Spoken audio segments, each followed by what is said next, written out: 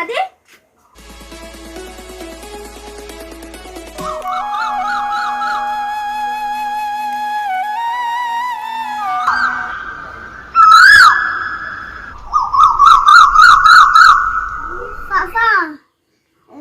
ছেলের জন্য হলো কাপড় চোপড় কিনতে হবে না, ঈদ তো চলে আসলো, ঈদের বোনাস দিবেন না?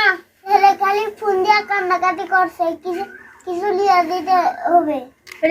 ঈদের তো অনেক কিছুদিন বাকি আছে, আর কটা দিন পরে নেই, ধান তো বিক্রি করতে পারিনি, তাই টাকা নেই।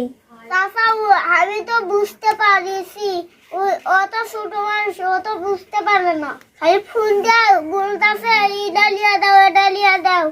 কি করবো চাচা এখন আপনি কোন?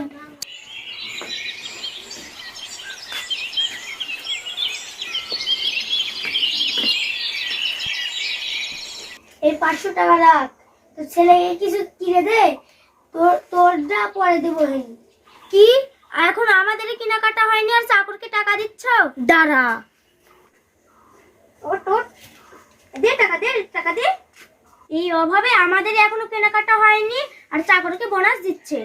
বিলকিস মানে কি করিস? ওকে টাকা দাও, গরিব না, আমাদের নিজের না হলে আমরা চলতে পারবো, ও চলতে পারবে না, টাকাটা দাও। তোর মন মানসিকতা এত নিচু, আমি তো আগে জানতাম না। তুমি চুপ করো, এখন আমাদের কেনাকাটা হয়নি আর তুমি চাকরকে টাকা দিচ্ছ, তোমার লজ্জা করে না? আচ্ছা আমরা তো গরিব মানুষ, চাষি তো ঠিকই বলছে, আমরা গরিব মানুষ, আমাকে আগে কিনে দেওয়া লাগবে না, চাষিরই আগে কিনে দেন চাচা। আমার ছেলে ছোট মানুষ, ওকে আমি বুঝা বলবো না চাচা।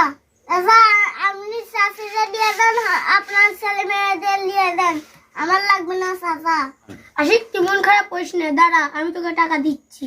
না না না, আমি এই টাকা দিতে পারবো না, তুমি দাও, আমি এটা দিয়ে মার্কেট করবো।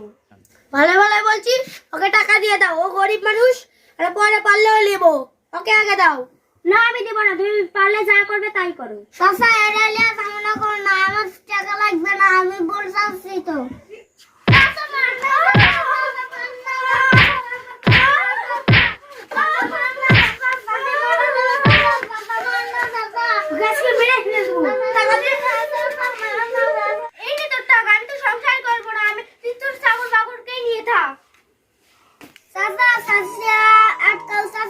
আমার টাকা লাগবে না চাচা, যাইতে দেয় না চাচা। একটা কিছু 10টা আসবে, আগে যা তোর ছেলের মার্কেট করে নে, তুই চলে যা।